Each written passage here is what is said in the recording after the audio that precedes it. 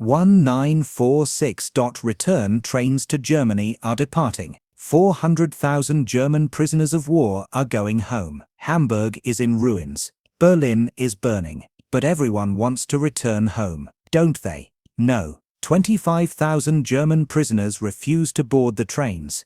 They're staying voluntarily, on enemy soil. In the country they bombed. Amongst the people they fought against, have they gone mad? No. They learned something. Nazi propaganda had lied to them for 12 years. But a British farmer's cup of tea changed everything. March 1945. Karl Hoffmann. This is his story. But really, it's the story of 25,000 men. And this story will make you question everything you thought you knew about humanity. Karl Hoffmann stepped off the lorry into morning mist that made the English countryside look like something from a painting. Rolling hills, stone walls dividing fields, hedgerows still bare from winter but showing hints of spring green around him. 23 other German prisoners shuffled into loose formation, all of them exhausted from the journey from their prisoner of war camp in Yorkshire, all of them uncertain about what came next. The propaganda had been explicit about British treatment of prisoners: torture, starvation, execution. Karl had been in British captivity for 18 months now, and every single day had systematically contradicted every warning he'd been given. But this was different. They were being sent to work on farms, living amongst British civilians, rather than behind barbed wire. The other prisoners whispered nervously in German. What if the locals attack us? What if they refuse to work with us? What if this is where the real punishment begins? A British corporal approached with a clipboard. Middle-aged, with the weathered face of someone who'd spent his war doing unglamorous but necessary work, he spoke in accented but comprehensible German. Right then, you lot are being assigned to farms in the district. You'll work 8 hours daily, 6 days a week. Agricultural labor, planting, harvesting, maintenance, whatever the farmer requires. You'll be supervised but treated fairly. Work hard, behave properly, and you'll get on fine. Cause trouble and you'll be back at the camp facing disciplinary action. Questions. No one spoke. A lorry arrived. Not a military transport, but a civilian farm truck, its bed loaded with tools and supplies. The driver was a woman, perhaps 50, wearing practical clothes and Wellington boots. She regarded the 3 prisoners assigned to her farm with an expression Karl couldn't quite read. Not hostile, but not welcoming either. Cautious, measuring. Right then, she said in English Karl partially understood. Climb in the back. Mind the tools. They drove through countryside that seemed impossibly peaceful compared to everything Karl had experienced since 1939. No bomb damage, no destroyed buildings, just green fields, stone farmhouses, sheep grazing on hillsides. The war felt distant here, almost unreal, though Karl knew British cities had been bombed, and British soldiers had died fighting men like him. Meadowbrook Farm appeared around a bend. A stone farmhouse with a slate roof, several outbuildings, fields stretching in every direction. Mrs. Patterson parked in the yard where a man was repairing a fence, her husband presumably. Grey-haired and lean, moving with the deliberate efficiency of someone who'd done physical work his entire life. He straightened as they approached, studied the 3 German prisoners with the same cautious measuring his wife had shown, then spoke to her in rapid English. Karl couldn't follow. She responded, gesturing to the prisoners. Mr. Patterson nodded slowly, turned to them, and said in broken German, "Work good, treatment good. Work bad, no work. Understand?" Karl nodded. "Yes, I understand." Right then, Mr. Patterson gestured towards the barn. "Milk cows first, show you how." As they walked towards the dairy barn, Karl noticed Mrs. Patterson carrying something from the house. A tray with mugs. She called out, and Mr. Patterson stopped, turned back. She handed mugs to each prisoner. Tea. Hot tea with milk and sugar, served in proper mugs, offered without ceremony but without hostility either. Karl held the warm mug staring at it, trying to understand. He was a German prisoner of war. Britain and Germany were still technically at war. The Patterson's son might be fighting in Germany at this very moment. Yet here they stood, offering tea to enemy soldiers who'd been sent to work on their farm. Mrs. Patterson noticed his confusion. She said something in English, saw he didn't understand, tried simpler words. Long day, work better with tea. That was all. No grand gesture, no dramatic forgiveness. Just practical British logic. People work better when properly sustained, so you give them tea before starting work. Even if those people were enemy prisoners. Karl drank the tea, tasting real milk and sugar for the first time in years, and began understanding that whatever he'd expected from working on a British farm, the reality was going to be more complicated than any propaganda had prepared him for. But that was only the beginning, because what happened over the next weeks and months would shatter everything Karl thought he knew about the British, about the war, and about what it meant to be human. The work began at 7 each morning. Karl and the two others, Heinrich and Wolfgang, would walk from their billet, a converted barn with cots, a stove, and basic furnishings, to the main farmhouse where Mrs. Patterson would have tea and bread ready. Then Mr. Patterson would assign tasks for the day. The work was hard but not impossible. Milking cows required learning technique, and Mr. Patterson demonstrated with patient repetition. Mucking out stalls was straightforward if unpleasant. Repairing fences demanded attention but wasn't complex. Feeding livestock involved following established routines. Mr. Patterson supervised but didn't micromanage. He'd show them how to do something properly, expect competent execution, and correct mistakes without excessive criticism. His approach was matter of fact. This was work that needed doing, they were there to do it. No point making it more complicated than necessary. What surprised Karl most was the absence of hatred. He'd expected British civilians to hate Germans, to treat prisoners with the minimum decency regulations required but maximum hostility personal feelings demanded. Instead, the Pattersons were simply correct, not friendly, but not cruel, professional in their dealings, maintaining appropriate distance whilst ensuring prisoners had what they needed to work effectively. Mrs. Patterson brought tea during morning and afternoon breaks, not elaborate hospitality, but practical refreshment. Mr. Patterson ensured prisoners had adequate tools and explained tasks clearly. When Heinrich injured his hand on barbed wire, Mrs. Patterson cleaned and bandaged it with the same brisk competence she'd apply to any wound, not remarking on the irony of treating a German soldier's injury. The routine became comfortable through familiarity. Wake at 6, tea and bread. Work until noon. Brief lunch, usually bread, cheese, cold meat. Work until 5. Return to billet. Evening meal provided by the farm. Letters home if desired, subject to censorship. Sleep. Repeat. It was monotonous, but not unpleasant. After years of military service and combat, the predictability was almost restful. No one was shooting at them. Food was adequate.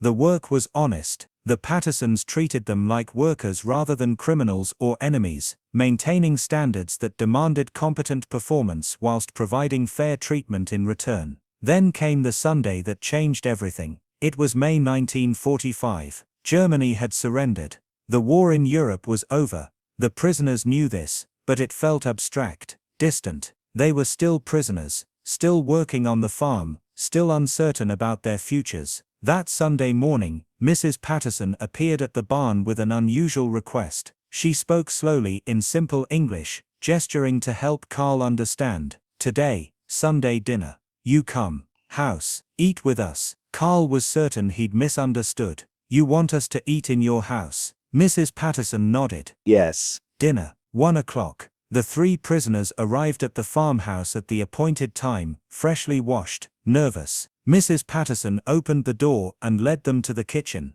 A proper table was set. 6 places. Mr. and Mrs. Patterson, their teenage daughter who Karl had barely seen before, and 3 places for the German prisoners. A roast sat in the center of the table. Actual roast beef with roasted potatoes, carrots, and Yorkshire pudding. The smell was overwhelming. Karl couldn't remember the last time he'd seen such food. Mr. Patterson said grace in English. It is he and says, Mr. Patterson said grace in English. Then Mrs. Patterson began serving, putting generous portions on each plate, including the prisoners' plates, without distinction or ceremony. They ate. At first in awkward silence, but gradually conversation started. Halting, limited by language barriers, but genuine, Mr. Patterson asked about farming in Germany. Karl described his family's small farm near Hamburg, finding commonalities across national boundaries. Mrs. Patterson corrected their English pronunciation with the patience of a schoolteacher. The daughter, shy at first, eventually asked Wolfgang about carpentry, as Mr. Patterson had mentioned Wolfgang's skills. It was surreal. Karl was sitting at an English family's table, eating Sunday roast, discussing farming techniques and woodworking, as if the previous 6 years hadn't happened, as if his uniform hadn't borne the swastika, as if British bombers hadn't destroyed German cities, and German bombers hadn't attacked British ones. After the meal, Mrs. Patterson served tea and a treacle pudding. Mr. Patterson lit his pipe. They sat in the parlor, the spring sunlight coming through the windows, and for perhaps an hour, nationality and war ceased to matter. They were simply people, sharing food and conversation. When it was time to leave, Karl struggled to find words. "Thank you," he managed in English. "Very kind." Mrs. Patterson shrugged in that practical way of hers. "You work hard all week. Sunday dinner's a proper meal. Seems mean making you eat separately when there's room at our table." It was characteristic British logic, not based on emotion but practical consideration. The prisoners worked hard. Sunday dinner was when proper meals happened. Excluding them from the table when they'd earned their place through honest work seemed pointlessly cruel. But to Karl, it was so much more than that. It was the moment he realized the propaganda had been entirely, comprehensively wrong. The British weren't weak or decadent. They weren't monsters who tortured prisoners. They were people guided by principles that didn't change based on circumstances. Fair treatment, maintained standards, basic decency regardless of who you were dealing with. That Sunday dinner became a routine. Each week, the 3 prisoners would join the Patterson family for the meal. The conversations became more comfortable as English improved. Trust developed gradually, naturally, through repeated small interactions. Mr. Patterson taught Karl to drive the farm tractor, a valuable skill and considerable responsibility. He showed Karl how to operate the machinery, what maintenance it required, and trusted him to use it properly without supervision. When the tractor broke down during plowing, Karl repaired it using skills learned from peacetime mechanical training. Mr. Patterson's response was a nod and good work, acknowledging competence without making it extraordinary. Wolfgang, who'd been a carpenter before the war, was given responsibility for major barn repair. Mr. Patterson provided materials and basic plans, then left Wolfgang to execute the work independently. The result was craftsmanship that exceeded what Mr. Patterson could have done himself. Precise joinery, careful finishing, professional quality construction. When Wolfgang finished, Mr. Patterson inspected it, nodded approval, and shook his hand. The first time he'd offered that gesture of respect. As months passed, and prisoners demonstrated reliability, restrictions gradually loosened in ways that would have shocked German military thinking about security. Initially, prisoners were escorted everywhere, from billet to farm, from farm to billet. A home guard volunteer would accompany them, rifle slung over shoulder, maintaining watch. But the home guard were mostly older men with limited time, and supervising prisoners walking 3 miles to milk cows seemed increasingly absurd when those prisoners showed no inclination to escape. By summer 1945, after Germany's surrender, the escorts were discontinued. Prisoners walked unaccompanied to assigned farms, worked under farmer supervision, returned to billets on their own. The system relied entirely on prisoner cooperation. They could have walked away at any point. None did. Where would we go? Karl would explain years later when asked about this. Britain's an island. Germany was occupied, in ruins, offering nothing to return to. We were being fed adequately, treated fairly, doing honest work. Escaping would mean giving up security, and fair treatment for what? Hiding in countryside until we were caught. It made no sense. The trust was reciprocal. Prisoners began caring about farm success because they'd been given stake in it. When storms threatened harvest, prisoners worked extra hours voluntarily because they understood the consequences of losing crops. When Mr. Patterson injured his back, prisoners managed farm operations independently for 3 days, maintaining all routines without supervision, because the farm's welfare had become something they cared about. This wasn't sentiment. It was the natural result of treating people with respect and trusting them to behave responsibly. The prisoners responded to fair treatment by becoming reliable workers who took pride in their competence. The Pattersons demonstrated that trust in defeated enemy wasn't weakness, but acknowledgement that circumstances, not character, had made them enemies. The village response to German prisoners was mixed. Some civilians were hostile. Mrs. Pemberton, who'd lost a son at Dunkirk, refused to acknowledge the Germans' existence. She'd cross the street, rather than pass them on the pavement. Mr. Davy, whose house in Bristol had been destroyed during the Blitz, would mutter audibly about bloody Jerry's whenever he encountered prisoners. But most villagers adopted pragmatic acceptance. The Germans were here, they were working on farms that desperately needed labor, and they seemed to be behaving properly. Making a fuss about it served no useful purpose. Better to ignore them or, if interaction was necessary, maintain correct if distant relations. The church presented different dynamics.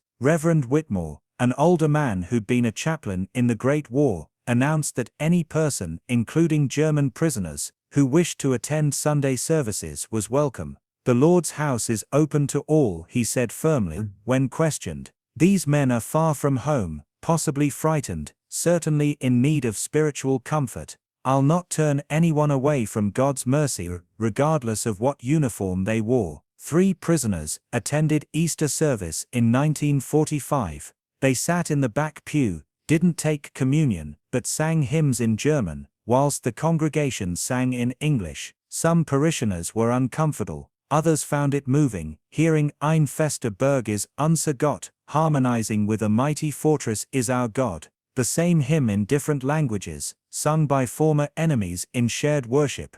Mrs. Patterson described the village response simply: most people were sensible about it. These lads were working hard, behaving properly, not causing trouble. Yes, they'd fought for the wrong side. Yes, some of us had lost people. But being nasty to prisoners working on farms wouldn't bring anyone back. Better to let them work, keep an eye on them, and get on with our own business. As English improved and familiarity grew, deeper conversations became possible between prisoners and British civilians. One evening in autumn 1945, Karl and Mr. Patterson were repairing fence in the far field when Mr. Patterson asked directly, "Why'd you fight for Hitler?" Man was obviously mad. Karl paused, choosing words carefully in his improving English. "We were told different things, that Germany was treated unfairly after last war, that we were defending against threats, that we were making Germany strong again, many lies.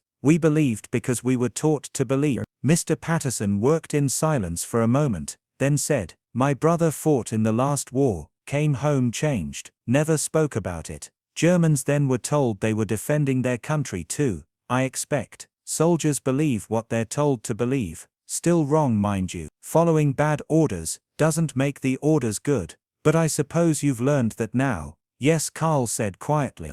"I have learned this. Too late, but yes." These conversations, frank but not accusatory, acknowledging past wrongs whilst recognizing shared humanity, characterized the relationship that developed. The British didn't pretend German actions were acceptable. The prisoners didn't make excuses for the regime they'd served. But both sides acknowledged that individuals caught in war's machinery weren't necessarily evil, even if the cause they'd served had been. Mrs. Patterson once asked Karl if he had family. When he explained his wife and daughter lived in Hamburg, she nodded thoughtfully. "Must be difficult, being away from them, not knowing how they're managing." "Your son," Karl ventured. "He is in Germany now, with occupation forces in Berlin," Mrs. Patterson confirmed. "Engineering Corps, helping rebuild what was destroyed." "Right, that," Karl said quietly. "So the Germans there are struggling, need everything. Strange world, isn't it?" Mrs. Patterson said, "My son helping Germans rebuild whilst Germans help us harvest crops." "Strange," Karl agreed. "But perhaps good strange." "Perhaps," Mrs. Patterson allowed. "Better than the alternative." Certainly. When prisoner repatriation began in 1946 and 1947, many German prisoners of war, who'd worked on British farms, faced complicated feelings about leaving. Germany offered little, cities in ruins, economy collapsed, society traumatized. Britain offered continued employment for those who chose to stay temporarily as civilian workers. Approximately 25,000 former prisoners remained, continuing agricultural work whilst waiting for Germany to stabilize enough to make return practical. Karl chose to stay. His family's Hamburg flat had been destroyed.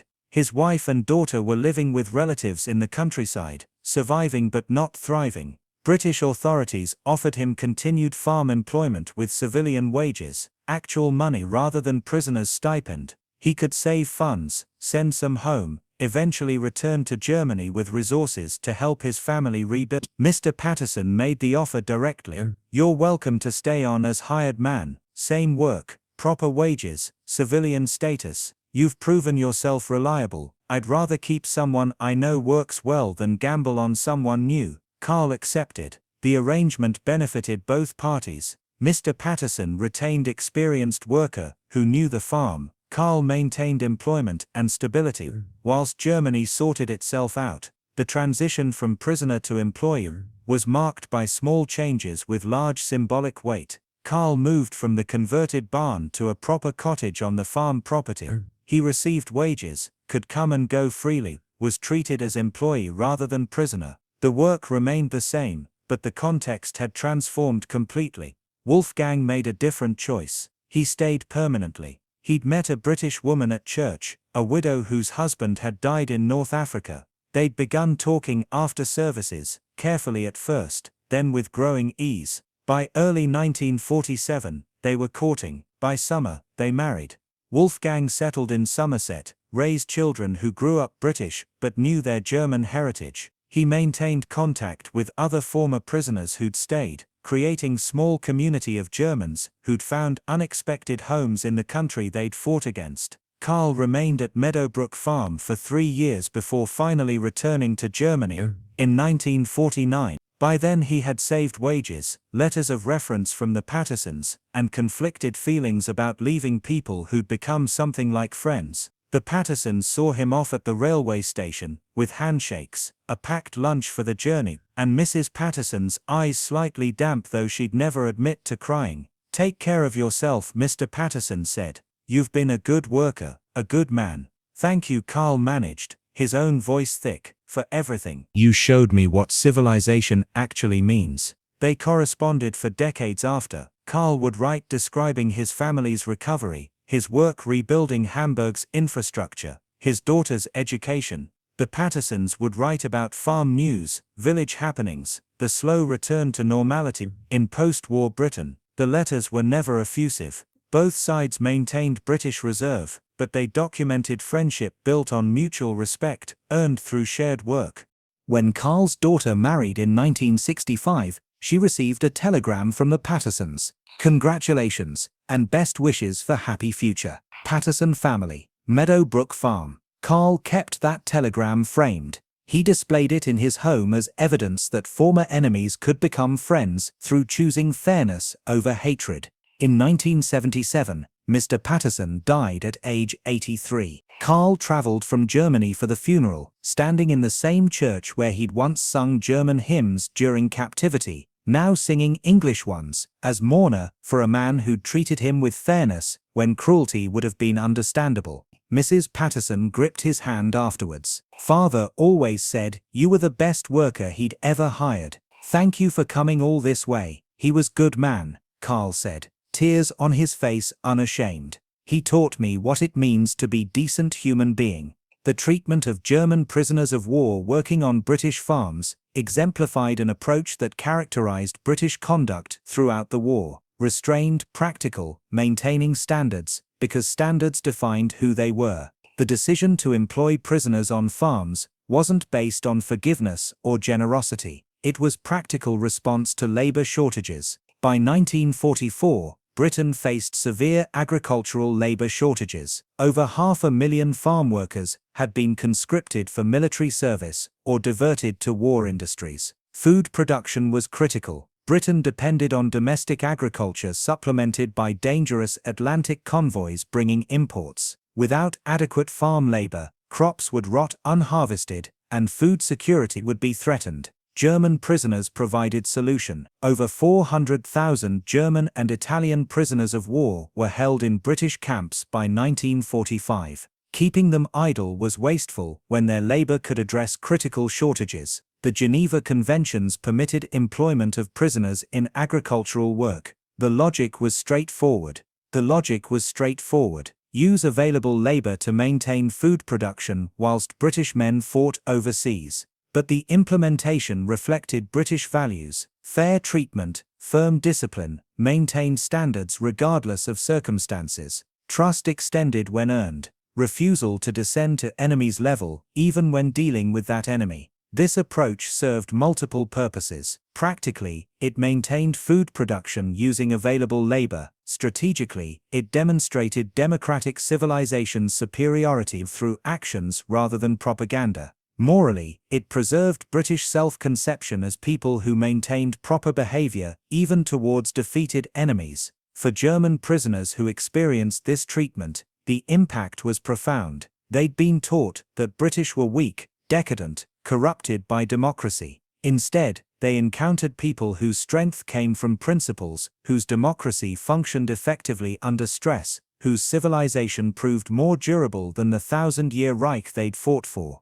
Karl Hoffmann summarized it decades later in a letter to his grandson. The British defeated us militarily, but they defeated us more completely by treating us fairly when they didn't have to. They showed us what civilization actually means, not the racial mysticism and power worship Nazis called civilization, but genuine respect for human dignity even in enemies. That lesson, learned through being treated fairly on an English farm, taught me more about how society should function than 12 years of Nazi education ever did. 25,000 German prisoners chose to stay in Britain after the war ended. Some, like Wolfgang, permanently.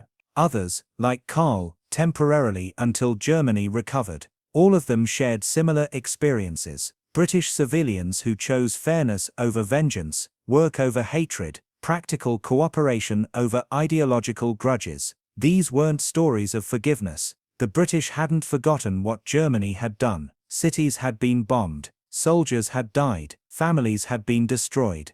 But the British choice wasn't about forgetting or forgiving, it was about maintaining who they were regardless of what others had done. That choice, made thousands of times by farmers and villagers across Britain, created something unexpected. Not friendship exactly, at least not at first, but recognition of shared humanity. Acknowledgement that circumstances had made them enemies, but different circumstances could make them something else. Mrs. Patterson never claimed to have forgiven Germany for the war. When asked about it years later, she was characteristically practical. Forgiveness wasn't mine to give. I didn't lose anyone, so I'd no right to forgive on behalf of those who did.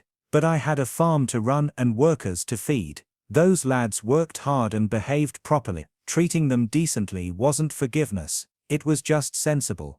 That pragmatic decency, replicated across thousands of farms, accomplished something remarkable. It demonstrated that civilization isn't about revenge or hatred, it's about maintaining standards even when no one would blame you for abandoning them. It's about treating people fairly not because they deserve it, but because that's who you are. The story of German prisoners working on British farms is often forgotten in larger narratives of the Second World War. It lacks the drama of battles or the horror of atrocities. It's quiet, mundane, almost boring in its ordinariness. But perhaps that's exactly why it matters, because it shows that civilization isn't built in grand gestures or dramatic moments. It's built in quiet choices. A cup of tea offered to an enemy. A place set at Sunday table, trust extended when it could be withheld, standards maintained when they could be abandoned. Karl Hoffmann died in 2003 at age 87. At his funeral in Hamburg, his family displayed photographs from his life. Among them was a faded picture from 1948, showing Karl standing next to a tractor at Meadowbrook Farm, Mr. Patterson beside him. Both men are smiling. Karl's grandson asked about the photograph. "Who's that man with Opa?" Karl's daughter explained. That's Mr. Patterson. Your grandfather worked on his farm during the war. He was a prisoner, but Mr. Patterson treated him like family. They remained friends for 50 years, but Opa was German, and Mr. Patterson was British, the grandson said, confused. They were enemy. Yes, Karl's daughter said simply. They were enemy. But then they chose to be something else. They chose to be decent human beings, and that made all the difference. That choice, made by 25,000 prisoners and thousands of British civilians, stands as testimony to something essential about humanity. That we are not trapped by circumstances or history. That we can choose, even in darkest times, to treat each other with dignity. That civilization survives not through violence or dominance, but through quiet, persistent decency. A cup of tea, a place at the table, a handshake between former enemies, small gestures that changed everything.